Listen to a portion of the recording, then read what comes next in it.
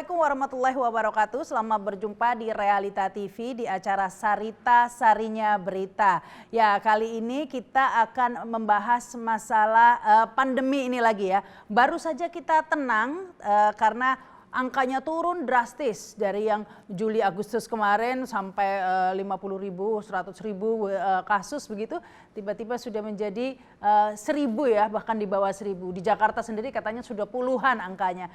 Tapi ternyata kita tidak lama ini bernafas lega, tidak lama dibiarkan tenang oleh namanya corona ini ya, karena saat ini seluruh dunia kembali dibuat waspada, kembali dibuat ya panik lah ya, karena ada varian baru ini ya, namanya Omicron. Sudah masuk ke beberapa negara, asalnya Afrika Selatan, katanya sudah semakin mendekat. Tadi saya baca di Australia sudah ada, sudah ada negara tetangga ini ya. Nah, bagaimana dengan negara kita dan apa itu Omicron? Benarkah Omicron ini lebih berbahaya, sangat berbahaya begitu ya? Karena katanya Omicron ini daya tularnya 500% lebih cepat dari virus asalnya. Kita akan bahasnya lagi dengan siapa kalau bukan Ibu Siti Fadilah Supari.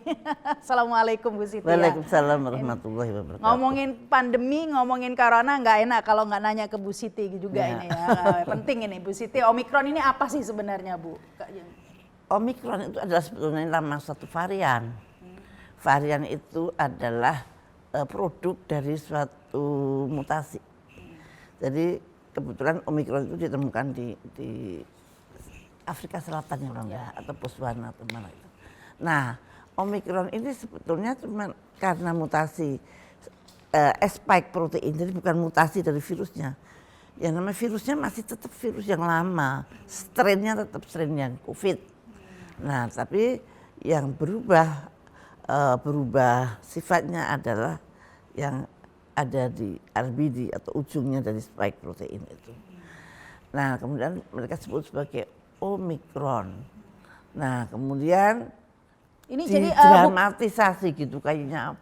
Mati loh kalau ada Omicron, sudah ada Omicron kayak mau kiamat. Nah, itu yang mau ditanyakan. Jadi ini bukan jenis virus baru, cuman no. mutasi kecil saja begitu ya? Mutasi kecil saja, strainnya masih tetap strain Wuhan. Nah, karena di dalam pandemik ini nama strain tidak pernah terdengar. Seharusnya strain itu penting sekali.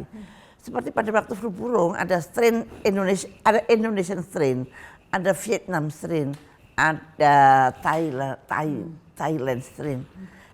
Yang terganas adalah yang Indonesian strain. Jadi misalkan itu dibikin vaksin, orang Indonesia nggak akan mempan dengan vaksin yang dibikin oleh Vietnam strain.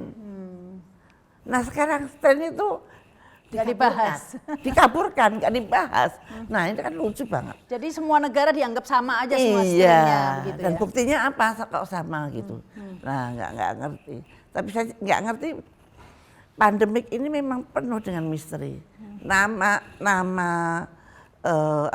virusnya saja tidak seperti biasanya menyebut virus gitu.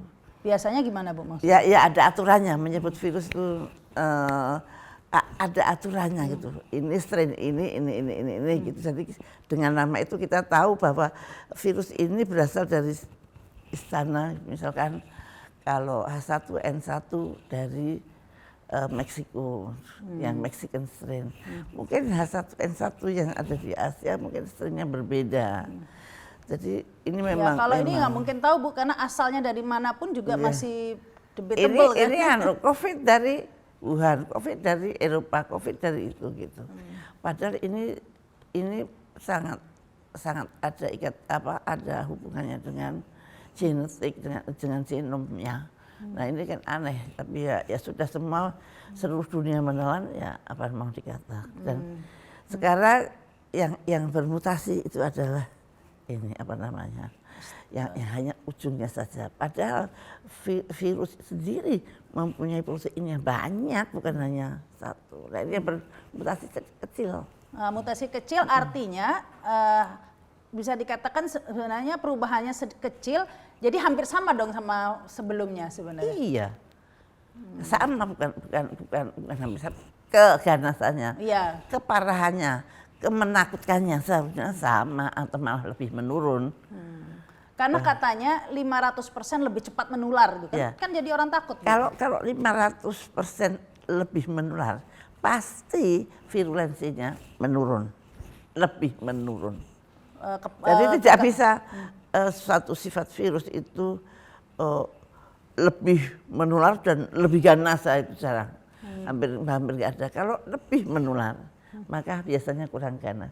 Oh ya, karena seperti itu yang terjadi. Misalnya virus influenza begitu, mudah menular, ya dia nggak ganas gitu. Misalkan H5N1 itu yang Indonesian strain dari flu burung, itu ganas banget, tapi penularannya nggak menular. Susah, tapi ya. H1N1 flu babi, dia sangat mudah menular, tapi orang kena hampir nggak ada yang mati gitu. Yang mati ya sedikit sekali. Jadi memang penularannya biasanya kalau penularannya cepat berarti tidak ganas begitu ya sifat itu. Misalnya virus AIDS gitu kan, ganas tapi memang susah begitu. Ya memang kalau kita baca memang belum ada ya penelitian apakah Omikron ini lebih ganas atau tidak. Yang kita dengar cuma memang lebih cepat menular katanya ya. Penelitiannya lebih ganas. Tapi sifat virus kalau lebih cepat menular biasanya itu lebih tidak ganas. Tapi itu kan biasanya Bu, masalahnya banyak yang luar biasa di pandemi. Hukum alamnya begitu. Ya, tapi banyak juga yang tidak sesuai hukum alam. Kayak sebetulnya yang namanya ada penelitian tapi tidak terlalu terkenal. Itu kalau virus di sini itu kena katulistiwa, itu cuma bisa tahan 5 menit di luar. Jadi kita mestinya nggak terlalu takut banget. Gitu.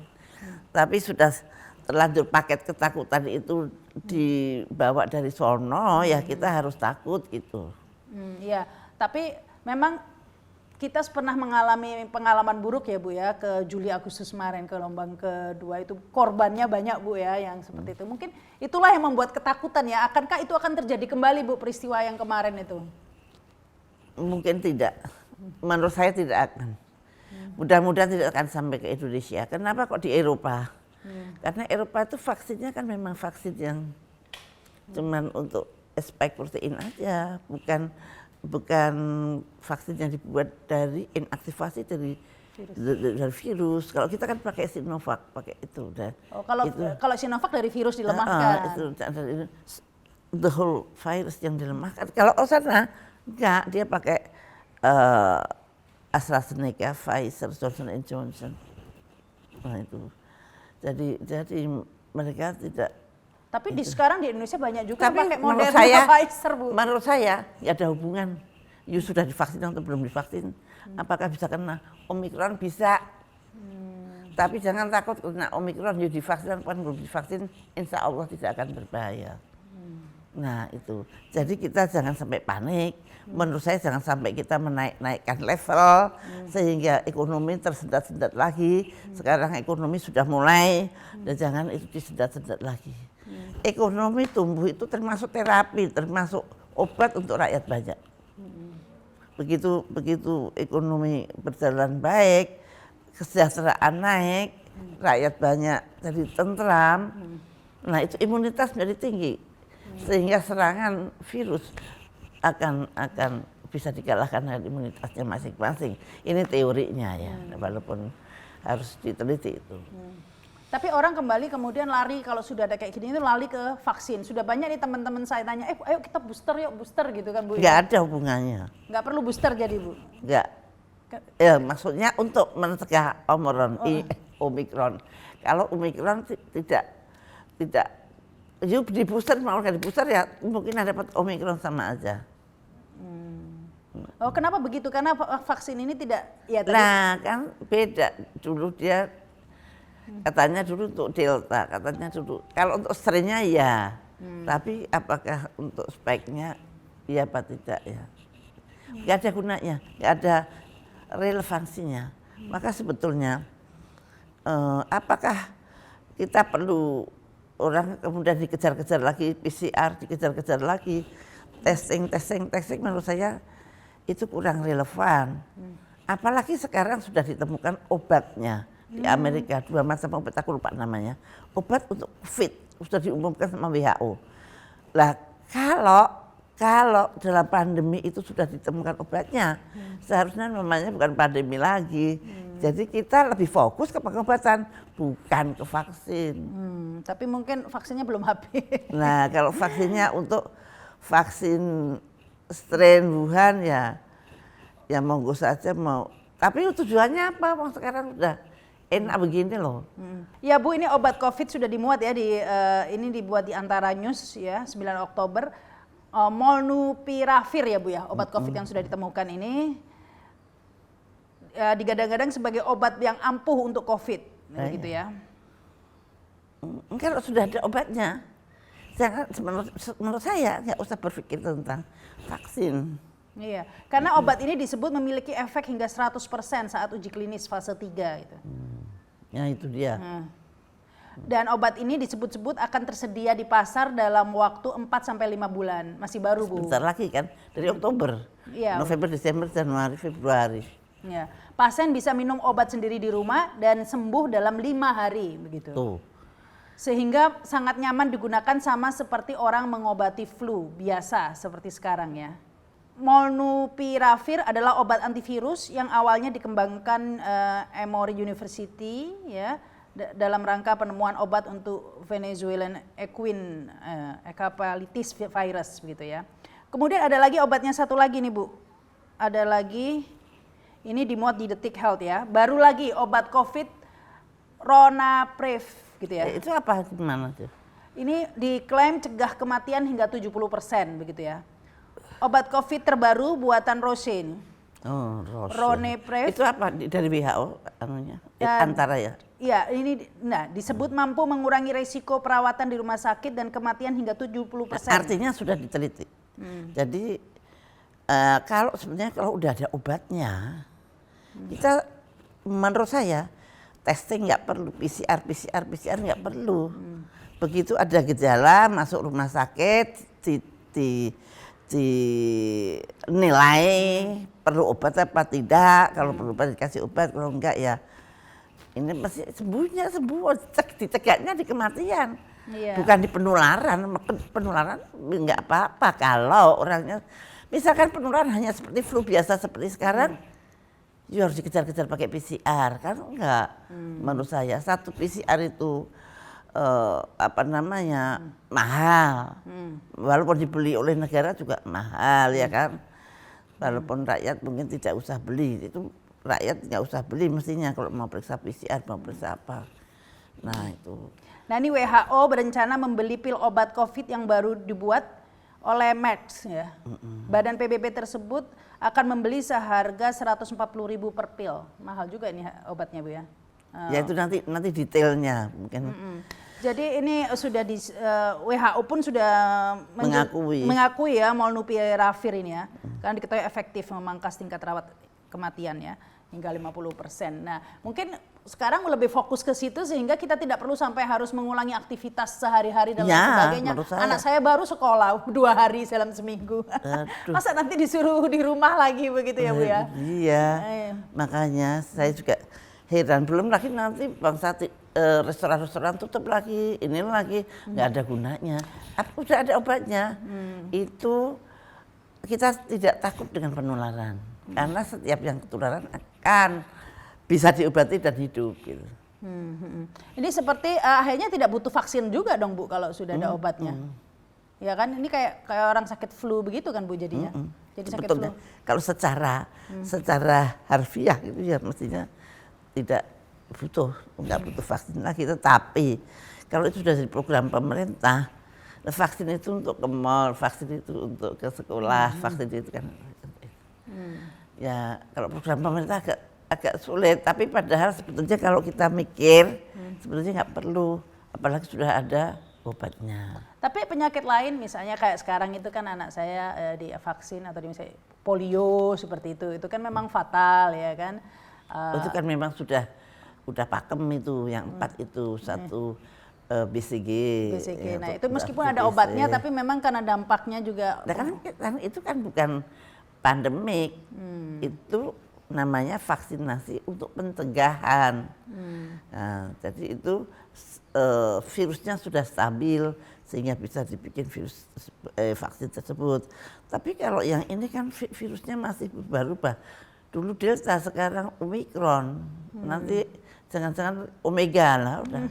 Nah itu udah. Makanya kok saya kalau melihat dari penjelasan Bu Siti tadi, katanya Omikron tidak terlalu berbahaya sepertinya karena bukan sesuatu yang benar-benar baru karena hanya mutasi kecil saja dari virus itu.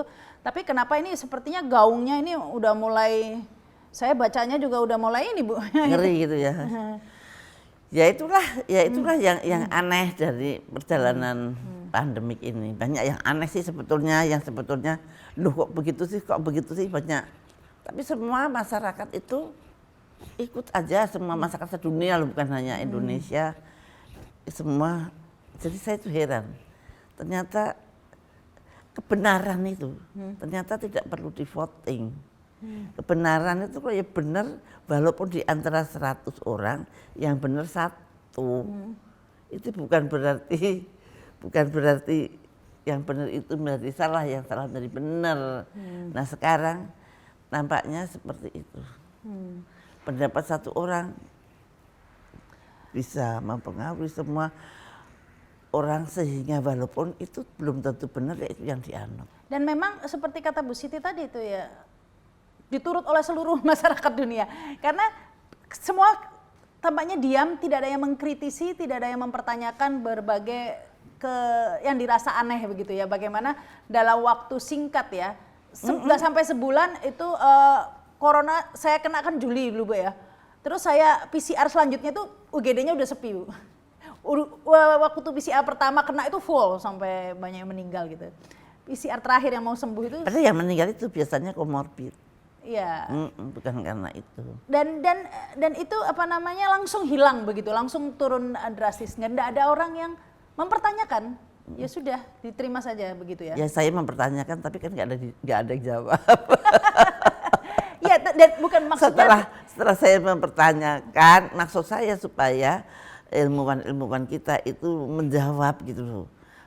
Dan nggak ada yang jawab gitu, maksudnya nggak ada yang melakukan penelitian. Kemudian sampai gitu. Jepang menghadapi itu, barulah dia melontarkan ke dunia internasional. Aku sudah berapa bulan yang lalu mengatakan, Jepang juga kaget, kok tiba-tiba hilang. Karena kalau kena vaksin kan efektif 2 bulan ya, 1 suntikan kedua.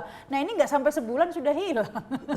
Padahal vaksin kan butuh waktu lama, ada suntikan ke-1 dan suntikan kedua baru efektif begitu ya. Nah makanya dulu waktu saya kena itu saya minum ivermectin Bu. Karena saya pikir kayak di India hilang, rupanya di India mungkin bukan gara-gara ivermectin Bu, memang udah hilang kayak di Indonesia begitu ya. Tiba-tiba lenyap ya. Jadi kita nggak pernah tahu sebenarnya, cuma menduga gitu ya Bu ya, semuanya. Nggak ada penelitian-penelitian. Padahal harusnya penelitian itu penting sekali dalam keadaan seperti itu. Apalagi untuk membuat suatu kebijakan untuk rakyat yang jumlahnya 270 juta.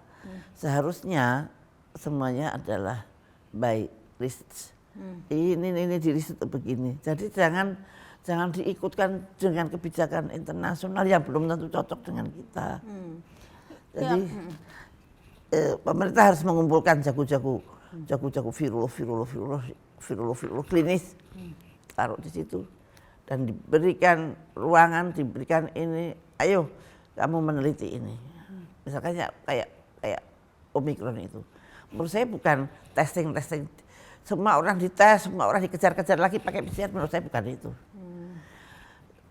Nomor 1, kita jaga pintu masuk. Dari luar sama sekali tidak boleh. Kalau ada yang sakit, tolong di luar aja dulu, jangan masuk dulu. Nah, saya dulu pernah mengalami itu di H1N1. Jadi semua saya stop dari Singapura, dari Malaysia maupun dari Thailand. Saya bekerja sama dengan menterinya mereka, dan mereka kemudian nyetop. Nanti kalau ada asenku, tolong diobatin dulu di situ. Nah gitu. Nah kemudian jadi tidak boleh masuk sama sekali. Nah kemudian kalau toh ada laporan atau laporan atau orang yang diperiksa ternyata positif. Nah ini harus dilacak betul virusnya. Virusnya itu virus yang seperti apa, akibatnya seperti apa, datangnya dari mana dan sebagainya. Atau Jadi harus dikejar virus yang ketangkep ini.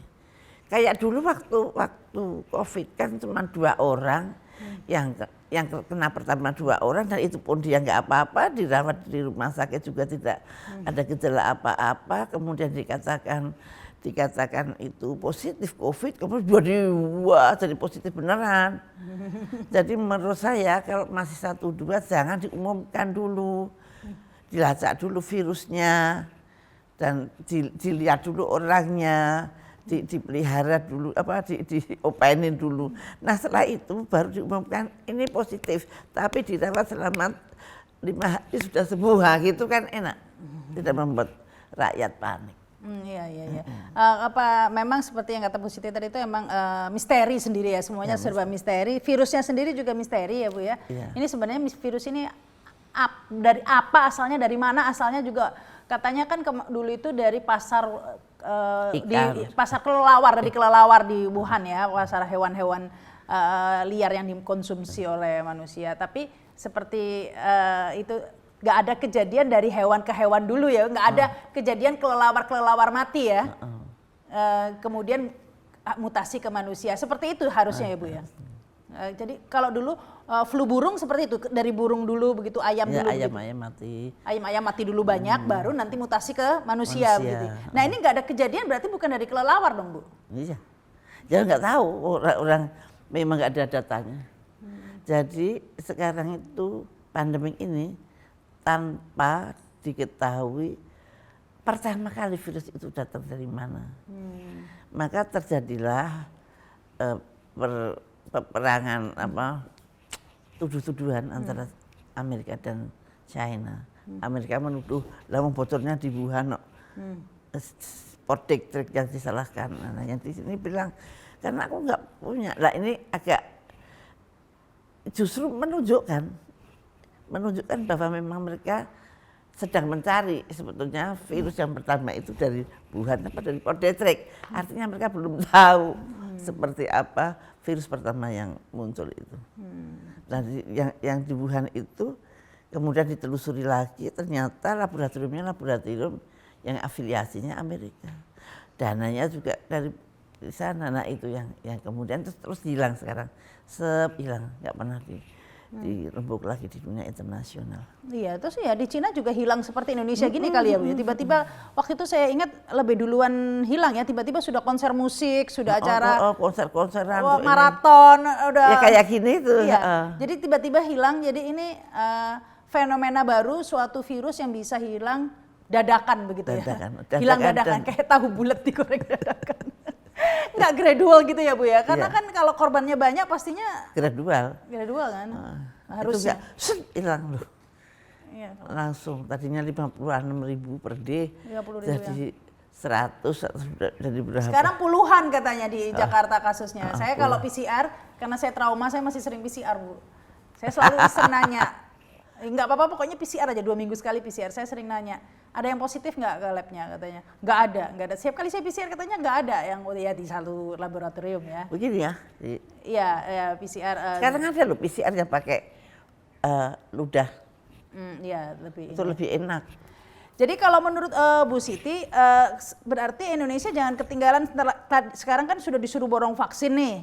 Nah, sebentar lagi ada obat nih. Berarti kita harus borong obat lagi dong sebentar lagi. Karena jangan kalau suka ini kan. Maksudnya untuk menghadapi yang akan datang itu cukup dengan obat. Ya jangan, ya duitnya vaksin mungkin digeser untuk beli obat gitu kali ya. Iya, karena kan double nanti. double. Karena saya ingat waktu saya kena juga banyak, ya, semua orang pasti ingat ya ketika Juli itu obatnya langka. Obatnya nggak ada, itu yang bikin orang banyak lewat juga. Oksigen nggak ada, obat nggak ada, seperti itu. Sebenarnya angka kematian juga tidak terlalu meningkat dibandingkan dengan yang biasa. Ya, cuman ini ada suatu keanehan ini aku saya cuma diceritain ya. Angka-angka kematian penyakit lain itu pada turun. Karena di COVID kan gitu. Ngerti, misalkan penyakit jantung. Nanti jantung sama COVID di-COVID-kan. Stroke di-COVID-kan. Jadi angka-angka kematian yang lain agak turun, tapi angka COVID tidak terlalu mengerikan lah dibandingkan dengan kematian biasa. Ya karena biasanya orang kalau sakit parah memang ketularan semua virus ya Bu ya. Ya terus akhirnya kena virus COVID dibilang sakit COVID itu. Padahal sakit sebelumnya sudah ada begitu ya. Dan itu lagi bukan hanya itu yang diganti oleh pemerintah yang diagnosenya COVID. Nah, iyalah masa pemerintah mau ganti yang semuanya. Kan dipilih dong yang korban COVID dibayarin. Nah sehingga kalau dia sudah komorbidnya berat banget kena COVID, maka dia dibilangin COVID. Jadi bisa dibayari oleh pemerintah. Jadi kalau menurut Bu Siti kita harusnya sudah kembali normal, dulu ada istilah new normal lagi begitu ya, tidak usah. Dan kita tidak perlu worry karena sudah ada obat. Kalau sakit ya diobatin. Jangan takut ketularan. Flu itu nularnya kayak apa coba? Tapi kan nggak mati karena flu. Jadi orang tenang aja. Apalagi dalam kasus Omikron ini belum ada penelitian tentang sebenarnya seganas apa begitu, belum. Saya nggak baca tuh, mungkin tahu nggak ada. Mereka sebenarnya ada itu tapi dipotong. 500% lebih menular. Dan ini menguntungkan karena sebetulnya terusannya begitu dipotong. Karena keganasannya berkurang. Jadi seharusnya ini sebenarnya Omikron ini kabar baik dong Bu ya. Karena virusnya bermutasi menjadi lebih tidak ganas gitu, meskipun lebih menular tapi lebih berkurang keganasannya. Lebih berkurang keganasannya begitu ya. Ya di sebagian berita disebut sih banyak yang mengalami gejala ringan saja gitu. Tapi dan sekarang yang paling banyak di Belanda. Ada 99 orang tuh yang di tempat asalnya baru 50 orang, yang lainnya cuma satu. Ya di Australia satu, di tempat-tempat satu seperti itu. Tapi angkanya memang langsung naik sih Bu. Tapi memang korban meninggalnya itu memang nggak naik. Iya. Ya itu jadi sekarang itu masih kritis meninggal berapa gitu. Itu yang meninggalnya karena apa? Karena komorbid apa karena yang lain.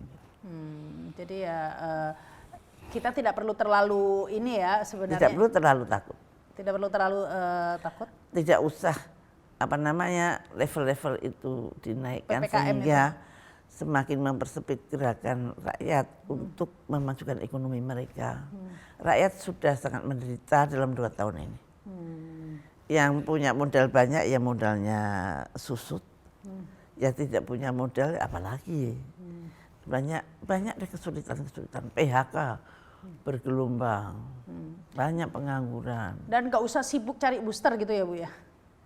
Booster vaksin ya, karena influenza itu sendiri. Apa ya ada toh yang nyari booster? Teman-teman saya semua pada nyari booster mau gara-gara Omikron ini. Kok ya aneh toh? Ya, jadi sebenarnya udah nggak perlu lagi ya Bu ya, karena influenza sendiri sebenarnya ada vaksinnya juga, tapi kayaknya nggak efektif ya Bu vaksin influenza. Iya. Ya karena tetap saja orang ketularan flu terus begitu kan meskipun. Oh enggak. Iya. Kalau saya umroh itu kan selalu saya vaksin. Flu vaksin, seasonal flu vaksin. Itu dalam 1 tahun itu bisa nggak kena flu. Oh, memang efektif begitu ya. Efektif. Kalau untuk seasonal flu, nah vaksin itu selalu harus spesifik. Kalau itu vaksin COVID, ya dia hanya sensitif terhadap virus COVID. Tidak bisa dengan virus yang lain. Kalau untuk varian misalnya kemarin kan varian Delta katanya. Kemarin itu kan ya termasuk saya itu divaksin April kena COVID-nya Juli begitu ya. Jadi 2 bulan setelah divaksin saya kena COVID katanya karena beda varian Delta begitu ya. Ini vaksin itu harus spesifik termasuk variannya Bu. Ya kalau bisa, tapi itu sebetulnya strain-nya. Yang lebih utama strain. Hanya pandemik ini yang mengetengahkan varian itu mengetengahkan spike protein, menyampaikan virusnya yang gede, tapi dia yang pakai selalu ini. Semua virus, semua vaksin yang dibuat di luar, semua bikinnya spike proteinnya aja. Di situ aja bikinnya. Kecuali Sinovac tadi kata Ibu. Ya, kecuali Sinovac, Sinopharm, CoronaVac. Itu pakai virus yang dilemahkan. Virus yang dilemahkan. Jadi nah itu kalau pakai virus itu bisa berbagai varian ya, karena kan pusatnya dia. Jadi bukan hanya. Jadi Indonesia lebih aman ya, Ya, mudah-mudahan. mudah-mudahan karena banyak juga yang pakai Sinovac meskipun katanya efektivitasnya cuma 6 bulan Bu. Nah saya kan sudah lebih 6 bulan tuh. Enggak juga ya Bu ya. Jadi yang lebih utama sepertinya kita lebih fokus ke kembali hidup normal dan ya mudah-mudahan obatnya cepat datang begitu. Tapi tetap prokes loh ya, tetap pakai masker dan sebagainya dengan tertib. Udah dianggap saja prokes itu satu hal yang sehari-hari. Jadi jangan dianggap ini karena COVID dan jadi tegang ya. Kita mesti tenang aja, ya, tenang. Jadi nggak kira-kira kalau menurut prediksi Bu Siti nggak akan ada gelombang 3 seperti yang ditakutkan? Insya Allah nggak akan ada. Gelombang 3. Sampai detik ini para epidemiolog tidak menemukan gejala-gejala untuk gelombang ketiga. Menteri Kesehatan juga mengumumkan tadinya Desember. Katanya ada gelombang. Tapi Desember mungkin juga Februari. Saya pikir pemerintah takut dengan kerumunan. Padahal tidak ada bukti bahwa kerumunan itu meningkatkan penularan ya. Tapi itu untuk hati-hatinya. Orang Indonesia kan selalu hati-hati. Nah itu Desember ini tetap levelnya dinaikkan dan terutama pada waktu Natal dan Tahun Baru. Ya, saat ini tapi kenyataannya Bu, saat ini di Eropa naik ya, entah varian Omikron atau apapun juga, pokoknya angkanya naik di Eropa, padahal di Eropa vaksinnya juga lebih banyak begitu. Meskipun yang kelompok anti vaksin katanya banyak juga yang anti vaksin ya, tapi pastinya lebih kalau yang nggak divaksin katanya kemarin kita wawancara dengan Syahganda Nainggolan yang ada di Belanda, semua divaksin, yang tidak vaksin kemanapun pergi di PCR. Jadi sama lah treatmentnya ya, ada pencegahan juga bagi yang tidak divaksin. Tapi toh nyatanya juga naik juga angkanya begitu ya Bu ya. Jadi yang lebih baik kita fokus ke pengobatannya saja begitu, karena kalau dicegah penularannya, sepertinya kita nggak tahu nih penularannya gimana bisa. Apa bisa dicegah dari vaksin yang ada?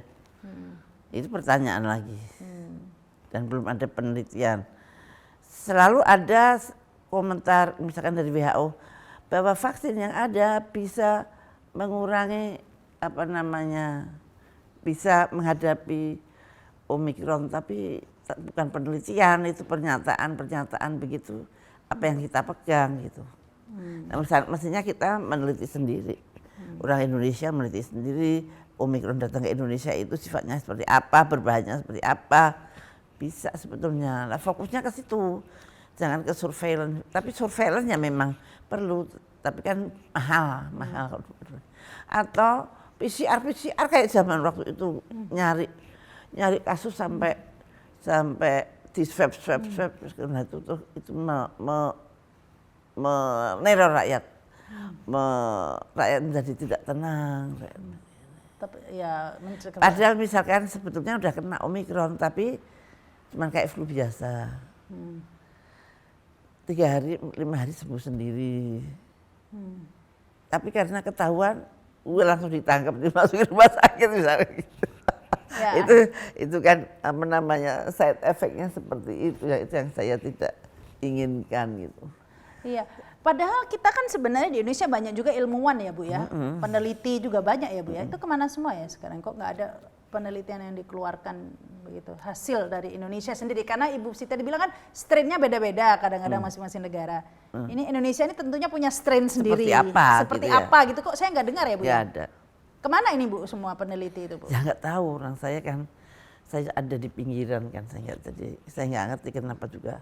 Apa mereka takut bersuara, karena suara ilmuwan yang benar pasti akan agak berbeda dengan yang berasal dari WHO atau dari mereka.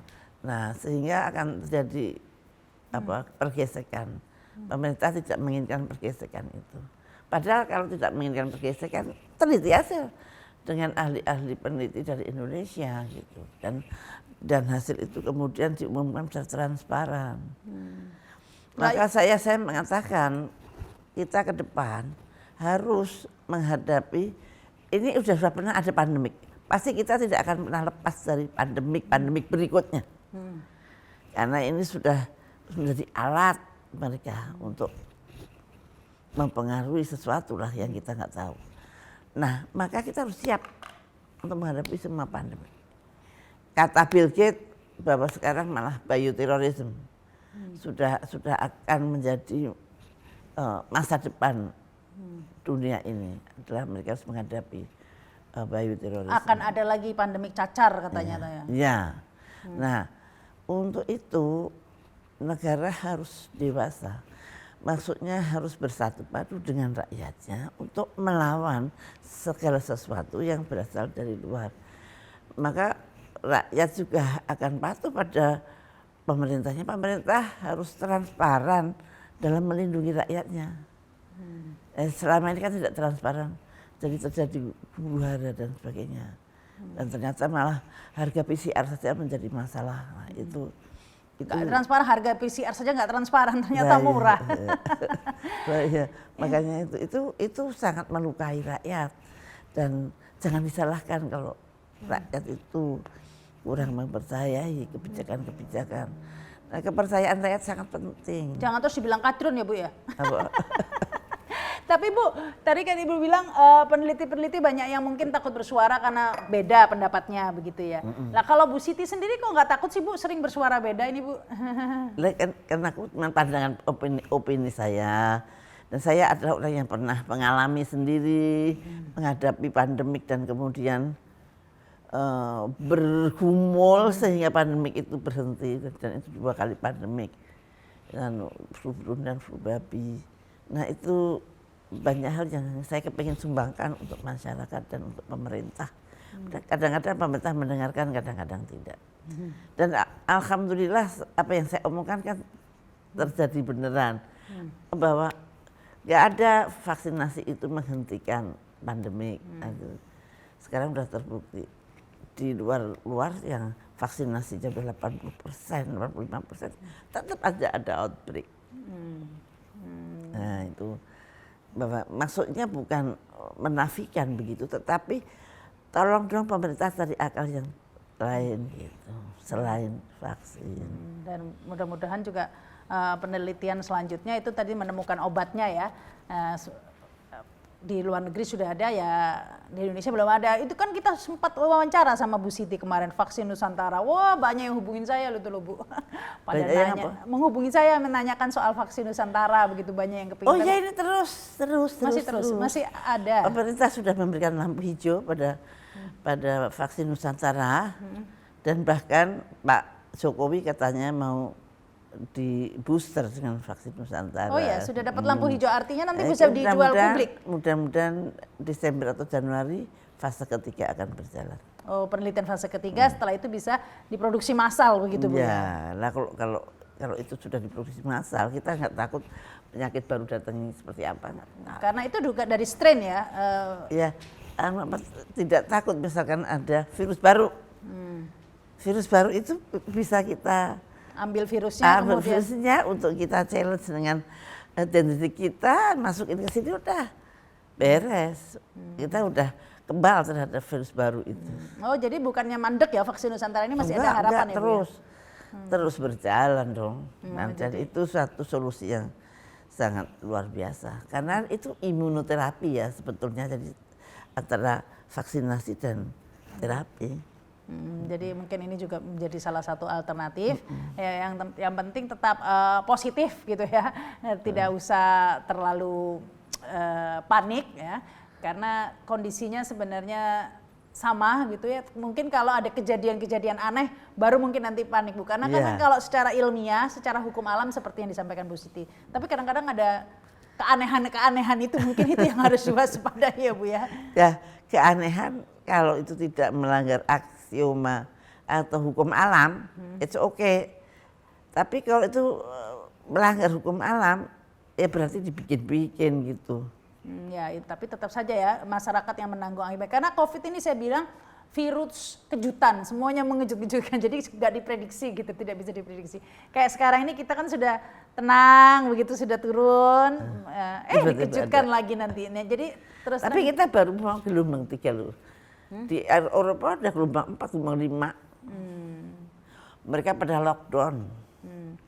Kemudian, tapi mereka ada yang menentang ya, karena hak asasi manusia itu Iya, ya. vaksin Mereka nggak mau pakai masker juga. bekas. Ya, jadi Ya, ya itu juga satu faktor apa mungkin nggak tahu saya. Iya, lagi-lagi semuanya banyak faktor yang di penelitian.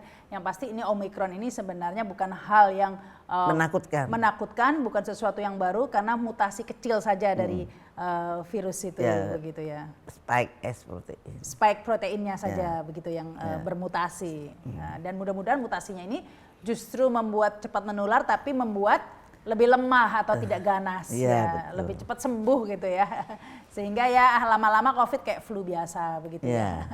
Ya, terima kasih ini Bu, waktunya sudah ngobrol dan menyempatkan waktu di tengah-tengah aktivitasnya. Masih ngajar ya Bu? Tadi katanya tadi pagi ngajar katanya. Ngajar di mana Bu? Iya, ngajar biasa. Biasa kan dokter ahli jantung. Oh, Ya. dokter ahli jantung masih ngajar, masih dosen. Wah, luar biasa, masih aktif. Terus berusaha, ini Bu, bersuara Bu ya. Ya, insya Allah. Saya hanya akan menyebarkan kebenaran. Soal kebenaran itu diterima atau tidak, itu adalah terserah yang mendengarkan. Ya, mudah-mudahan bangsa dan negara kita terhindar dari bencana penyakit, apakah itu pandemik, apakah itu bioterorisme. Pokoknya kita semua mudah-mudahan sehat walafiat. Dan negaranya juga menjadi negara yang sehat, bukan hanya bangsanya yang menjadi bangsa yang sehat. Mudah-mudahan negara kita juga akan menjadi negara yang sehat. Jadi nggak ada itu dipaksa sehat di negara yang sakit. Virusnya udah sehat ya, virusnya udah ini negaranya yang sakit gitu ya Bu ya. Apa ini ya. Tapi nggak pernah ada tekanan ya Bu ya selama bersuara ini. Insya Allah enggak. Karena saya bersuara apa sih, saya tidak menentang pemerintah, saya tidak. Hanya apa yang saya ketahui yang kebetulan tidak disebut pada sehari-hari gitu. Nah, mereka cuma terbelalak matanya. Ya, tapi apa ya, tidak mainstream pendapatnya, kadang-kadang tidak mainstream begitu loh Bu, dan suka tidak ada tedeng aling-aling begitu. Iya toh. Tapi itulah yang diinginkan publik, karena publik yang tadi dikatakan transparan begitu ya, nggak ditutup-tutupi. Tidak ada yang saya sembunyikan, tidak ada dusta di antara kita. Nah, itu yang mesti bangsa ini harus pegang itu. Baik, terima kasih Bu, semoga sehat terus, kita bisa ketemu lagi ya. Demikian juga semua yang menyaksikan tayangan ini semoga sehat terus ya. Dan terus menyaksikan tayangan di Realita TV, jangan lupa subscribe dan komen. Saya Rahma Sarita, wassalamualaikum warahmatullahi wabarakatuh. Sampai jumpa.